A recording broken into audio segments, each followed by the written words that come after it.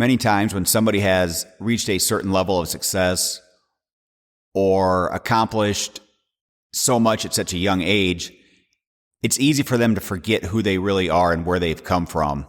That's why it was so refreshing when we met Katie Pavlich a few years back and started working with her to find out that on top of everything she's accomplished, she is a very humble person. She hasn't forgotten where she's come from. She is a family-oriented person. So it was so cool to get to know her on a personal level. And that's what we're going to try to do in this podcast, is just find out who she is when she's not the on-air personality.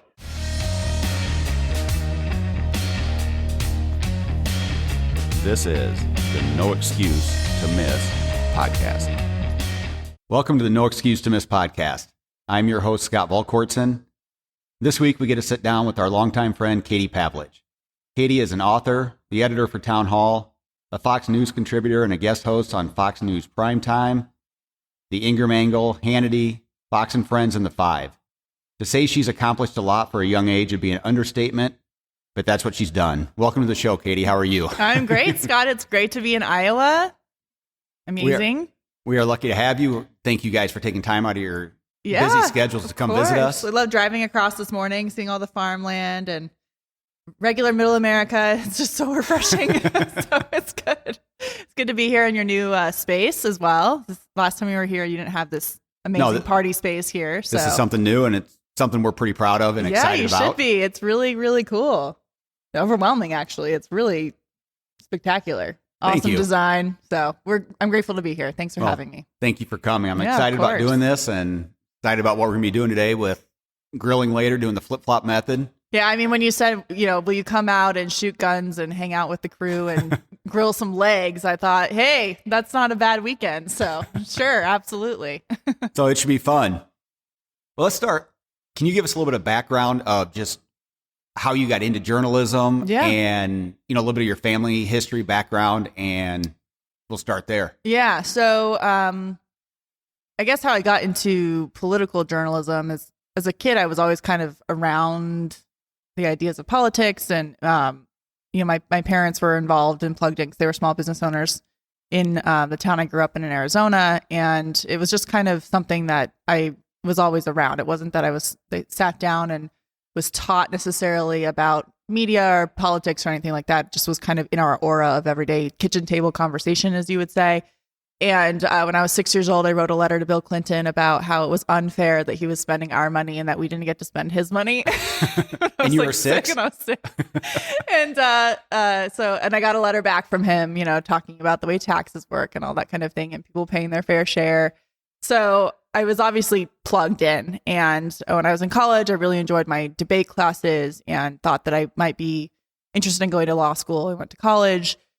Got to college, realized didn't really like school that much, and that going through 4 years of undergrad and then going to 3 additional years of law school probably wasn't the best way for me to proceed. So I switched to journalism, broadcast journalism as my major, and that was kind of it. That's the short version. And then after college, I went to school at the University of Arizona in Tucson, and then moved to Washington, D.C. immediately after college. So just dove right into the belly of the beast, which was awesome because it gave me so many opportunities to really do a lot all at the same time. I was, drinking from a fire hose. And so was able to really pursue a lot of opportunities at the beginning with Town Hall. I had interned there as a college student. I moved to DC just for the summer and then moved back after college because they, thank God, offered me a job. My parents, I think, were worried, their deal with me was, well, if you get a business degree, we'll help you go to college. And they helped me anyway, but I think they were terrified when I switched from, political science minor or major or a business major to broadcast journalism. I think they were worried I would end up moving back in with them for the rest of my life. So it's worked out okay. So that's kind of how I got started, and that was a long time ago now. So it's been a decade, which is ridiculous, crazy. So as you got into that, did you have any I'd imagine there's a lot of self-doubt, or maybe not. Yeah. When I first moved to DC, I was excited and raring to go. But it also was very challenging. It's a very transient place. So people move there for 3 or 4 years just based on political cycles. So I have a lot of friends who used to live there who now live all across the country. A lot of my friends are spread out. It's a very expensive place to be. So when you're first starting out as a young person straight out of college, and it can be very challenging, and it's just a tough, competitive, cutthroat environment. So I would say for the first couple of years that I was there, I actually really hated it. I liked what I was doing for work, but it was challenging to kind of get accustomed to being a young professional in general. I think that's hard for adults everywhere, but then also just being in this environment where you're not sure what people's intentions are. You're dealing with, sourcing and whether people are getting close to you because they want something or if they're actually your friends. So there's all these different factors that go into living there and being there. And also for me, it was, I grew up in the mountains in Arizona. I grew up outdoors with my family, camping in the summertime, and living in, even though I'd gone to school in Tucson, it's still kind of an outdoor environment because you're up against the mountains in Tucson. The desert's readily available. And I had just moved to this big city where you're kind of trapped, and it's a different place because there's not a lot of federal land. It's all private land. So you can't really just drive out and be outside, And had you moved out there by yourself? I moved out there all by myself. Didn't really know anybody? Didn't know anybody. So it was really like starting over, which was good because I was able to really focus on work, and realize, this is what I'm doing. I need to just put my head down and do as much as I possibly can now. But it just was, if I learned very quickly that if you can appreciate a place for what it is and has to offer rather than compare it to somewhere else, you'll be much happier because there's just no comparison between Arizona and Virginia or DC. I mean, they're completely different places. You can't compare the Grand Canyon to the Lincoln Memorial, right? They're two different places with amazing things to offer. And so once I accepted that and understood that, I really started to get in the groove and, get more comfortable with my work. And, now it's like every single day is still a challenge, and you're never, I don't think, completely comfortable with what you're doing every day. And there's always questions about whether you're doing something the right way. So I wouldn't say it's self-doubt. I would just say it's challenging, and you always want to, if you make mistakes, which everybody does, you want to learn from them and do a better job next time. Well, and I'd imagine there's a lot of, like, when you're dealing with that, just like with social media the way it is, and you having the views that you have, having so many times that, people attack you online or... Yeah. Well, I will say that I get a lot more positive feedback than negative feedback. So I do try not to focus on those people who spend the time to write you nasty, awful emails or go on my favorite is the people who go on your Instagram page who comment in these really negative, gross ways. And then you go to their page and it's a private page, so those people get blocked immediately. Like if you're not going to have an open page, you're going to leave awful, nasty comments. That's when you get the block button. I rarely block anybody, but that's the standard. You can say mean things as long as I can say mean things back to you. Well, and that's the thing. It's interesting. It'd be one thing if it was just they wanted to have opposing views. Yeah. But a lot of times they don't. They just attack you as a character, your character, or who you are. Right. Which makes no sense. It's not going to solve anything. No, and it just isn't substantive, and it's a waste of time, quite frankly. So I've been able to really compartmentalize that stuff, and it doesn't actually bother me. What bothers me is letting people down who maybe I did something inaccurately or made a mistake, and the audience that is supportive and isn't nasty like that. My work is for them. And so I want it to be the best work. So if there's something that happened that was a mistake or something, I feel worse about that than I ever feel about making someone so upset they have to write an email to me on their off time, right? So, but I'd have to imagine when you guys are doing live TV and things are changing, that mistakes are going to happen. Of course. And that's the thing is all of my work basically is public. You're constantly being watched while you're doing your work. So, and it's not like an email that you can go back and edit 6 times to make sure it's right. Right. It's you have to respond immediately. And so you do the best to have as much information as you possibly can at the time and to study so you know a lot about what's happened. So if something comes up that you don't know about, you can pull from your previous knowledge of events or experiences. But you're right. I mean, if you're on air, especially when there's a live event unfolding, you don't have the ability to kind of think through, like you said, an email 6 times and maybe save it in a draft for 10 minutes and go back and look at it and maybe reword it, right? So that's definitely challenging, but it's also fun and you get better at it the more you do it. It's kind of like working out, building a muscle. The more you do it, the easier it is. So, yeah. That makes a lot of sense. And I assume, I don't think something that we understand is like you guys constantly probably have producers in your ear. Yeah. There's a lot more going on than just probably the actual conversation. Yeah. So, I think a lot of the time people think, well, I won't assume what people think, but what I've heard from people is, oh, it's just TV. And it's like, well, maybe, but there's actually a skill set to it in the sense that you have to be able to present well to the camera. You have to have your facts straight. You have to be able to manage. If you're hosting a show, for example, you have to be able to manage time because you have commercial breaks. So you have to be able to manage a guest to get through the questions that you want to get through, but also get out to a break at the same time. If a producer's constantly telling you, okay, 1 minute, 30 seconds, gotta go. They're also yelling at the guests that they need to wrap up their conversation. Some breaks have more leniency to get to the break. Other breaks are hard black. So you never want to be in the middle of an interview and have someone get cut off because that's so rude, right? So there's a lot going on. And also, just like you were saying, just being able to keep up with what you're saying live because you don't have a chance to edit it. So you really just have to be prepared. So you have to think about a million different things at once. Knowing that if you make one mistake. Well, the internet will notice. Yes. As you know, the internet is forever. So people will capitalize on that. So whether it's you make a mistake and it's something that your enemies pick up on that's unfair, or whether you make a genuine mistake that was just wrong and everybody noticed kind of thing. Yeah. So there are differences. There are people who pick apart every single sentence I say. And that's just dishonest. And that's not something I worry about. But if you're trying to make sure that you don't say something inaccurate, it's challenging for sure. But I assume it's challenging as well because they'll take stuff out of context and only use you may have a 60-second clip, but they're only going to take 20 seconds of that. Yeah. And they don't see the... Exactly. That's happened quite a few times. So, and also kind of you pick and choose your battles too on how often you're going to push back on that because there are people who exist whose entire job and the reason they have a job is to criticize you. So if you continue to feed their beast by acknowledging them, you're just kind of justifying why they exist. Whereas if you didn't exist, they wouldn't exist either. So you try not to feed their attention towards you. It's like, why are you so obsessed with them? Yeah. Get over it. so yeah, things get taken out of context.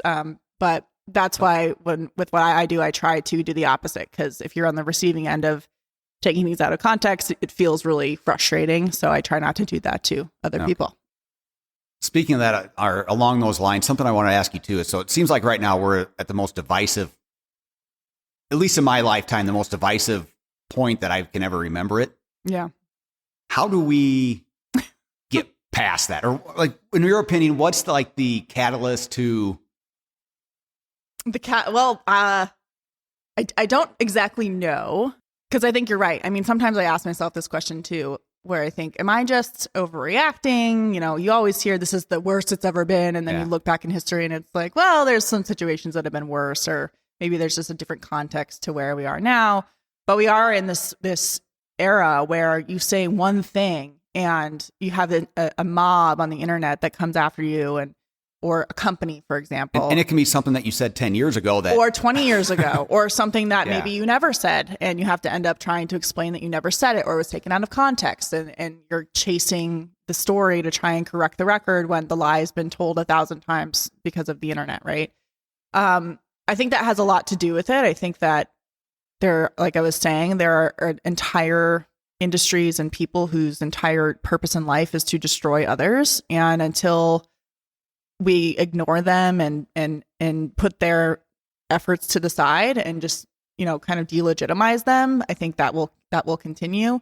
In terms of the political situation we're in, I think it's really tough because if you look at some of the things, in my opinion, that the left is doing, it really is an attack on the American way of life. And when you do that, there's going to be a defensive response to that. There's only so far that you can push before people say, hey, we've had enough. You should stop doing that. And so I'm not sure it's going to be fixed at the moment, but obviously, people vote and they get involved in their local school districts and that kind of thing. And that's actually had some results lately that are very positive. But I think also when you get out of the divisiveness of the internet and Twitter, the rest of America is pretty normal. And if you look at the way that these Twitter mobs, try to take down companies or individuals, it's really a very small percentage of people. I don't know the exact statistics, but something like only 2% of the entire population is even on Twitter. And then it's like a certain percentage of that, which is much fewer, even tweet or have these conversations. You have this like tiny minority of people who are driving this very loud outrage. But if you go out to a bar, you can actually have a conversation with someone, you know? And so I think like outside of these bubbles, things are actually not as bad as people say. And maybe I'm wrong about that. But when I get outside of those bubbles, I tend to find that people are less concerned about the outrage of the day and more concerned about bigger issues. We've talked about that too, where, you know, even like just getting outside and going and talking to your neighbor. Yeah. You know, humanizing it. Humanizing it, Right. not everything has to be on Facebook or Twitter, Right. or going out and having real conversations with real people. Yeah. Regardless of their political views, because a lot of times that never even comes up. Yeah.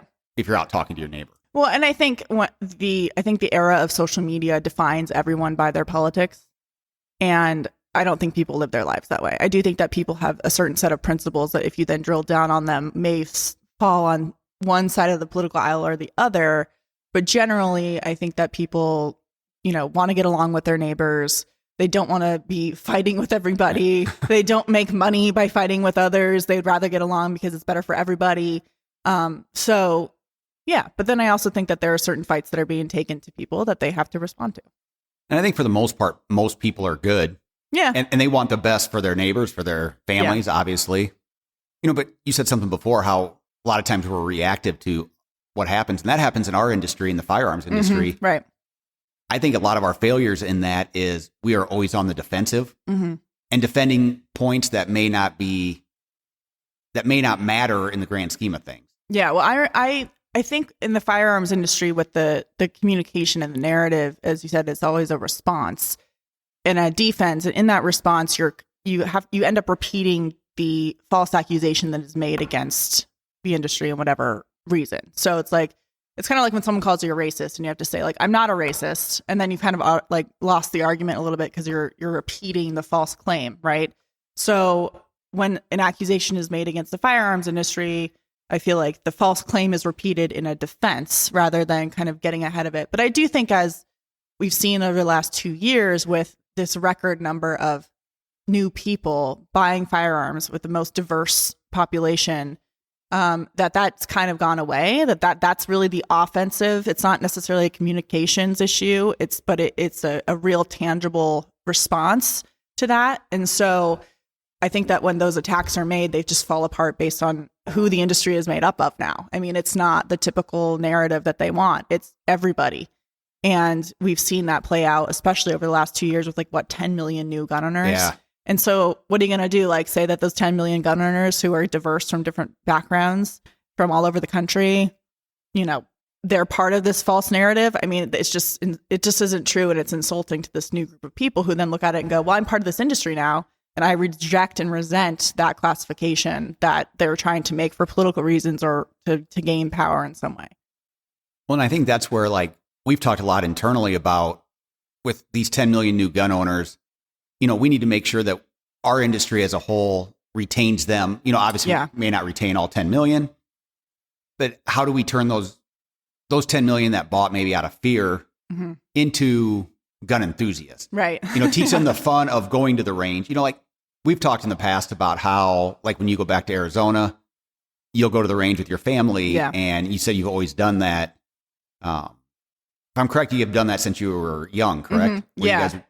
Yeah. And as an adult, now that I live on the East Coast, one of my favorite things to do is to bring new people to the range. And I think Volquartsen plays a huge role this way because of the way that your firearms are built. So if you want someone to be a gun enthusiast, you don't want to take them to the range for the first time and have them shoot something that's overwhelming and scary, because it can be very intimidating, especially for someone who didn't grow up with it like I did or like you did, right? It's going to validate their fears if you take them. Right. So when I take someone to the range for the first time and I can hand them a Volquartsen Scorpion that's a 22 and teach them how to use it, their first response is like, this is amazing. This is so much fun.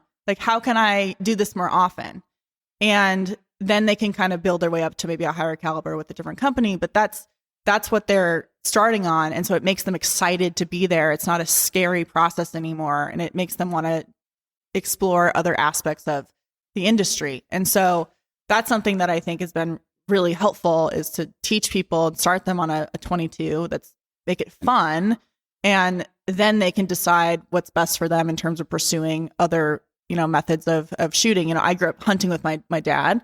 That was my introduction to firearms. But then as I grew up and I moved away to college, then I wanted something for self-defense because I lived in a house with 2 other women. And then I was, there alone in the summertime in a high crime area, and then I drove across the country and lived in outside of DC by myself as a young 22-year-old woman, and so there are so many different aspects to the industry that are helpful to people, and they can be fun or they can be very serious about, self-defense.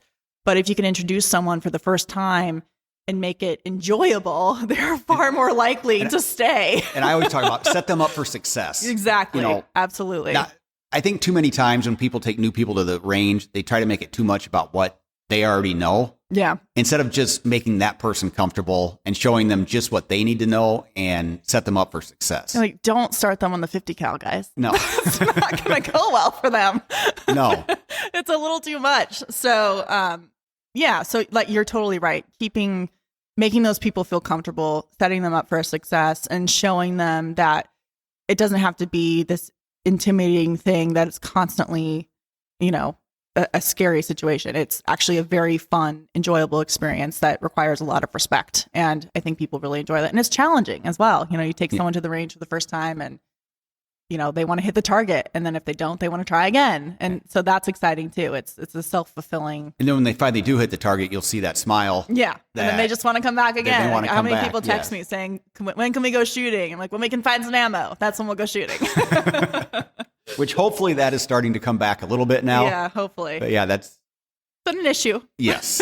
But we're getting there. Yeah, and that's the one thing that helps, like with 22s as well, is typically in most circumstances that's easier to find. Yeah. But even that's been hard over the last couple years. Yeah, but you can buy a big bucket of 22. It's less expensive. So the barrier to entry is much easier to get through. Just have a bucket of 22 that you take out every time and super easy. So it's fun. Awesome. Yeah. So another question I had is, you are constantly on the go, it seems like. How do you keep everything straight? Like from a... does it look like I'm keeping everything straight? This is great news. It looks like appears I'm totally from the outside, organized. yes. From the outside. Because I guess I'll preface that by saying, like, if you say you're going to have something to us, like on a certain day, or a lot of times we're stuck, not with you, but a lot of times we have to follow up and say, hey, just making sure. But you are always like, it seems like on top of it, and you're like, hey. So I think it's a combination of things. I think my mother was always very organized, and I watched her growing up to make sure everything was getting done on time. She owned a small business. I watched if people didn't show up for work, what that was like for her to have to scramble and do the job for them if they didn't do the job they were hired to do. I think that has a lot to do with it. I played sports in high school, and like if you were 30 seconds late, like you weren't playing in the game the next day. So there were consequences to not getting things done on time. So I don't know. I mean, you're right. I'm on the go a lot. I'm constantly doing all kinds of different things, but I think I thrive on that. I really enjoy it. And it doesn't always add up the way that I think it's going to, for sure. Sometimes I have to step back or say I can't make it, or I'm late for something and I'm so sorry, or ask for some more time. But I just think it's something that I really grew up with and learned how to do as a kid, really. And then have been able to apply those skill sets that you learn, on the volleyball court, or, just working in your parents' small business, that you apply to your life. And it's been very helpful to me to have learned those things and understand that, being more disciplined about those things actually gives you the better ability to manage your time. So sometimes it's overwhelming, but, we try to pack as much life in as possible. So I'd have to assume too that like there's certain breaking news events or certain times like that all of a sudden your schedule could be completely thrown off or what you thought was going to happen. Yeah, and I think you have to leave room for that. I think you can't be so you have to understand that things are going to happen and you will have to change things around sometimes. And if you can accept that, then you won't be so stressed out if something happens. But yeah, you're right. I mean, sometimes things change or something falls through, or you have to completely change your schedule at the last minute. But I think that you just have to be able to adapt. So being organized and disciplined is good, but also having room in there for, things to change is also helpful. or else it just turns into a big nightmare. I can relate to that because that was something I used to struggle with. Is I was great as long as my routine went as scheduled. Yeah. Yeah. And then one thing would happen. I'd be like, oh, now what? Right. Yeah. So you kind of just have to accept it for what it is and, do what you can. Basically, have some grace for yourself, have grace for others around you, and then it works out. So, yeah. But I'm glad it looks like it's going from the well. outside, it looks like it does. This is fantastic. Doing great. And then as a father of a 19-year-old daughter, what's one thing because there is so much doubt or self-doubt and with the social media and everything. Yeah. What would be some advice that you would give to young girls, that are getting into the public life like you did, or just in general to handle, because it happens to everybody, but I think more to young women than anything that they're worried about what happened, what people visualize them as. Yeah, absolutely. So I think this advice is can be different for everybody, just depending on your personality. Some people really like being on social media all the time. Like their entire life is on social media. Some people like to be more private, just depending on what their goals in the future might be. Or maybe they look down the road and think, maybe what I'm doing today doesn't need to be on social media, just in case down the road I want to pursue a different career path or whatever. When I'm 19, I don't need everything on the internet kind of thing. But I would say what I've learned about it is I try not to look at other people's pages or social media as something that I should be doing. Obviously, you can learn from maybe techniques that other people use or whatever. But if you can stay true to yourself and what you want to present about yourself and your life and the importance to you, I think that keeps things in perspective for me. And I was told once that if you run your own race, you're always going to do the best that you can and win. It's like when you're looking around at the other runners that you start, getting a little slower or you get unfocused. So if you can really stay true to yourself and then use, take things from other people to learn or be mentored or whatever, great. But I think just staying true to yourself about what you're comfortable with and not trying to kind of fit into what everybody else's idea of the perfect social media page is, or, that's worked for me. I might not have as many followers as someone else, but maybe I'm uncomfortable with doing what someone else might be doing, right? And I could maybe have that, but I'm just not willing to do the same things. And there's nothing wrong with it. It just is not my style kind of thing. Well, and that's something that I've always told people when they'll ask about you or whatever. I'm like, they're like, what's she like off camera? Or she's horrible. Absolutely awful. But I'll say, she's who she is, on her social and everything, but even better. Because, we've met people, I've met other people that have been, in your shoes or in your position. And I walked away and I'm like, You're disappointed. Yeah, you're disappointed, Yeah. And I understand it too, that they're putting a persona on, but it's always fun when you're able to meet somebody that is genuinely who they are. And like you said, you may be able to gain more followers doing other things, but that's not you. Well, I'm grateful to hear that I am who I am online and off, because that's just how I feel like I'm comfortable. And I don't have the energy to put off some kind of persona that's different than who I am in person. I just don't have the energy to, I guess, fake it. Not that others are faking it, but it's just not my style. So my style is what it is. And I just feel like if I can stay true to myself, I'm going to be more comfortable in my own skin and what I'm doing. And I think it just works to be more genuine for everybody involved, whether it's like a partnership or whether it's just what I want people to know about me. So yeah, I try to just be a reflection of who I am, and it's worked out so far. So I'm just going to keep doing it. And I think that advice applies even to like businesses. Yeah. A lot of times obviously we keep track of like what our competition is doing, but we don't fixate on it because then we become reactive to what they're doing, or we start trying to do what they're doing. And then it clearly looks like that from the outside. Well, that's the thing is I think we're, especially with everything being media now, right? Everything can be publicized and everything can be recorded, but that puts a magnifying glass on what you were doing. And if you're faking it or doing something that's not genuine to your brand or to yourself and whatever, it's pretty obvious that that's happening. And I think we're in an age when people are looking for things to be real and authentic, and they can tell if you're kind of just like doing something for the sake of doing it or whatever. And I just think that it's better if you can just maintain what you're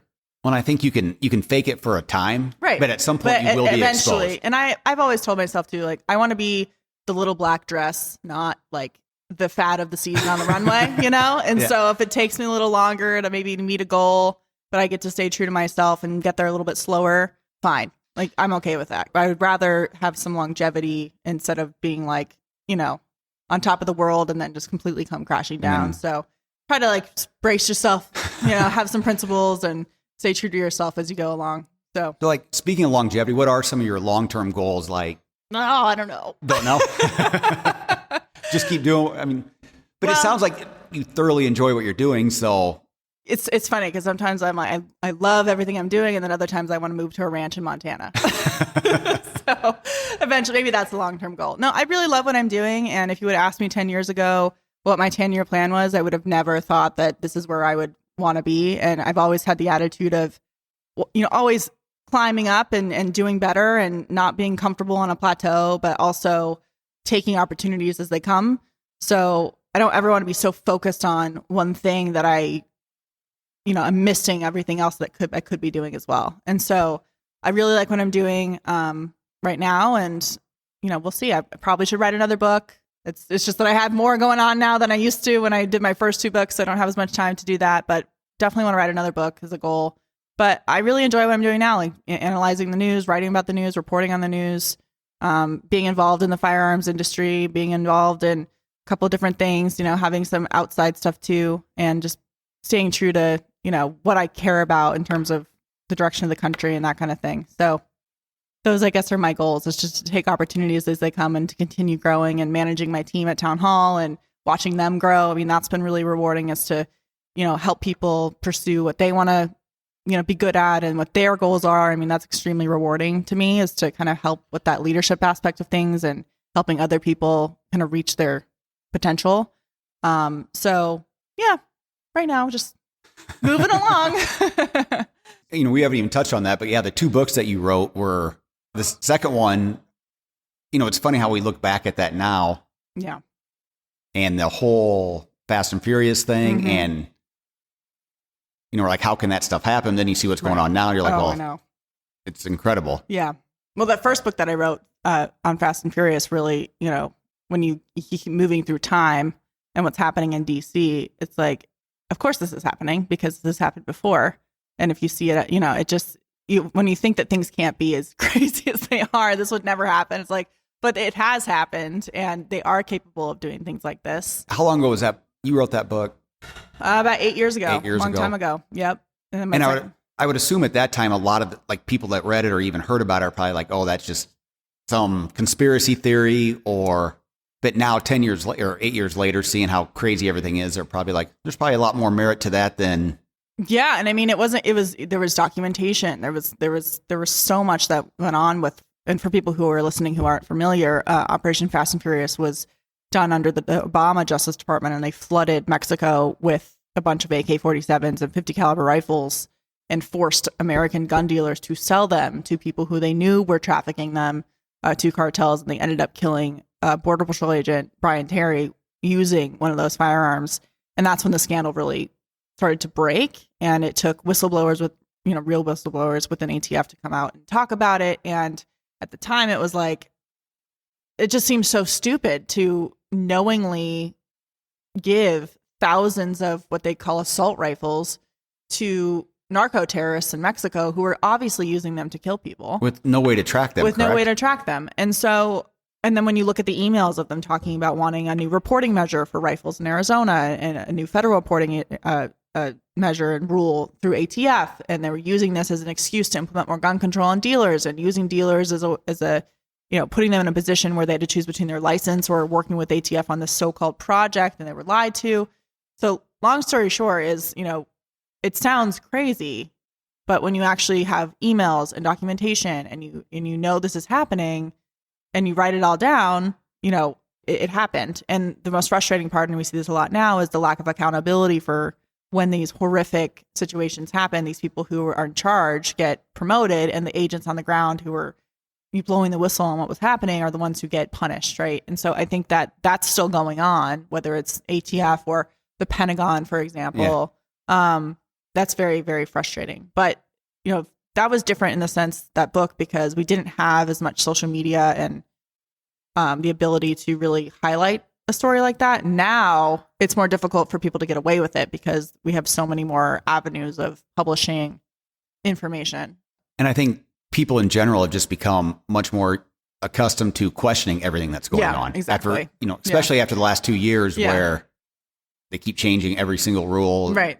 Yeah. You do what you're told, and then all of a sudden it's not good enough. And then you do it again and it's not good enough. So if you do this, then this, right.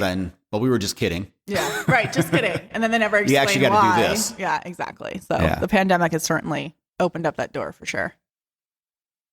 I want to ask, do you have any other projects that are upcoming? Like you mentioned you might do a book. This year, this year was not an off year, but it was it was more relaxed year because we didn't have a major election this year. So this year I've kind of just not been floating along, but just covering the news as it comes with the new administration. And then next year, obviously, is the 2022 midterm election. So I'll be busy covering that, back and forth horse race stuff. Cover the Virginia election pretty closely. Yeah. So kind of just the thing about my work too is it's day to day. It's not always super long term, just because it's, hour by hour, day by day, week by week. So things are just change all the time. So I don't really have any big projects in the works. I'm going back and forth to New York a lot, co-hosting the 5 and writing every day and just paying attention to all the different things that are happening. And so trying to get to the range, which we're gonna do that shortly. So yes. So I don't have any, I would say, big projects in the works right now, but maybe tomorrow I will. Okay. So last question for you. If you could give yourself advice 10 years ago. Oh, 10 years ago? Yeah. Knowing what you know now, what would you have told a Katie that was just starting out? That it's going to be okay. And that all the work is going to be worth it. That's what I would say. I don't really, I don't think that there isn't like one huge mistake that I made that I feel like was like detrimental. I just think like you just have to kind of make some mistakes and learn from them and move on, not to be too hard on yourself. So have you always had the attitude, I guess, that when you went there, you just took chances and... Yeah, pretty much. You've done that? Because there was no other way for me to do it. It was like, if you don't, what else are you going to do? Like quit and go home? Yeah. You know what I mean? And I wasn't going to do that. Yeah. So I had to prove that I could make it, So, yeah. I think a lot of people have dreams or hopes of doing that. Then they get out and it comes down to actually having to take that action. Well, and I had a lot of really great people I worked with along the way. Like my boss at Town Hall has always been so awesome, always was fostering my independence. And if, I came to him with an idea, he rarely said no. And so I was in an environment which may be very unique. Actually, it is very unique that I was able to pursue a lot of what I wanted to. And it ended up working out well for everybody, for the company I work with, that kind of thing. So I did have a lot of people around me who helped me through that process, like the publisher who called me to ask me if I wanted to write my first book, right? Pursuing opportunities that were handed to me because people saw the other work that I was doing. But there was a lot of people who helped me in my pursuit of these things. It's not like I did it all by myself, right? Definitely my attitude and my work ethic and perseverance for sure. And willing to take those on when they approached you with them. Yeah, and I was like, what do you want me to do? Okay, I guess I will. Sure.